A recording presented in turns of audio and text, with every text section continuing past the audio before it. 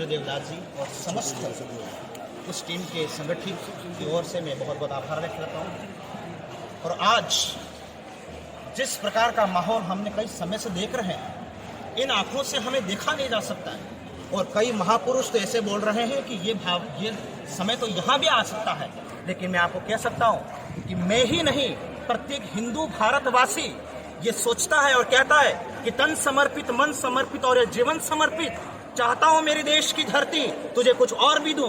इस महान परिक्रमा को लेकर चलने वाले हम भारत जिसके नाम से कहलाते हैं, लेकिन जो लोग हमारे इससे दूसरे देशों में हमारे भारतवासी को, हिंदू को प्रताड़ित कर रहे हैं, मैं सभी से आह्वान कहना चाहता हूं कि अभी ना हमें जातियों बंटने का समय, न एक दूसरे बांटने का समय। और समस्त हिंदू सर्व समाज कहता है कि हम सभी जो एक साथ जुड़े, न बटे न कटे, एक साथ जोड़ करके आगे निकले। और जो ये विषम परिस्थिति बढ़ रही है, और मैं सभी हिंदू संगठन और सभी राजनीतिक नेतृत्व से भी कहना चाहता हूं कि अभी हमको राजनीति करने का विषय नहीं है। हमारे प्रधानमंत्री को, यशस्वी प्रधानमंत्री को मजबूत करना है कि वो यहाँ से वहाँ की पूरी पराकाष्ठा वो सुनिश्चित कर सकते हैं। लेकिन हम अभी बटे हुई परिस्थिति है। लेकिन मैं समस्त बांग्लादेश में रहने वाले हिंदू साथियों को कहना चाहता हूँ कि हम भी जग चुके हैं, आपको निराश होने की आवश्यकता नहीं है। हम सभी हिंदू आपके साथ हैं। बोले भारत माता की जय। बहुत बढ़िया। बांग्लादेश में हिंदुओं को चुन चुन करके, टारगेट करके केवल हिंदुओं को मिटाया जा रहा है, मारा जा रहा है। और ये षड्यंत्र बहुत पुराने समय से चल रहा है।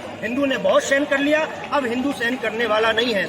जिस प्रकार से एक विशेष कौम, मैं आपके माध्यम से खुल करके कहना चाहूंगा, एक विशेष कौम ही केवल हिंदुओं को परेशान और टारगेट कर रही है।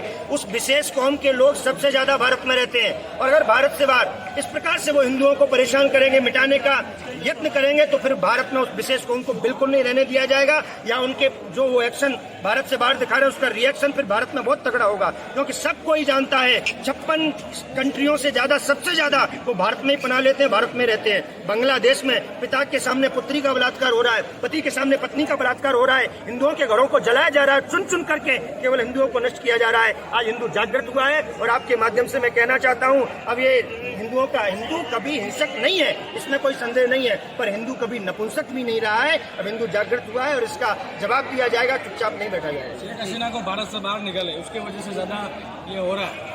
भारत बिल्कुल नहीं देनी चाहिए उसको। देखिए, आप बीच में एक बार भारत अपने मुद्दे स्वयं उठा लेगा, हमें क्या करना ये विचार करना चाहिए। हम ऐसा नहीं केवल बांग्लादेश में प्रताड़ित होते हैं। आपके यहाँ बीच में हमारे सुदेपुर में आकर के, बीच में आकर के एक विशेष कौम कन्हैयालाल का हत्या कर देती है, तब हम कहाँ अभी जागृत हुए हैं। इस प्रकार की किसी प्रकार की घटना न भारत से बाहर और भारत के अंदर, तो बिल्कुल खुल करके सुनना, राष्ट्रीय न्यूज पर बोल रहा हूँ, भारत के अंदर इस प्रकार की ये विशेष कौम की हिंदुओं के प्रति घटना बिल्कुल सहन नहीं की जाएगी। रही बात भारत के शेख हसीना की आदि मुद्दों की, तो भारत का ये अपना राष्ट्रीय मामला है, ये अपने आप भारत अपने स्तर से निपटे। इस तरह के धरना प्रदर्शन आखिरकार इस तरह के हादसों के बाद ही क्यों नजर आते हैं? जो एक तरफा कार्रवाई करने के लिए बाकी के लिए किया जाता है। बात यही है, इसमें कोई संदेह नहीं कि हिंदू से शुरू से बताया गया कि हिंदू दयावान होता है, हिंदू हिंसा नहीं अपनाना चाहता। लेकिन जब किसी चीज की अति हो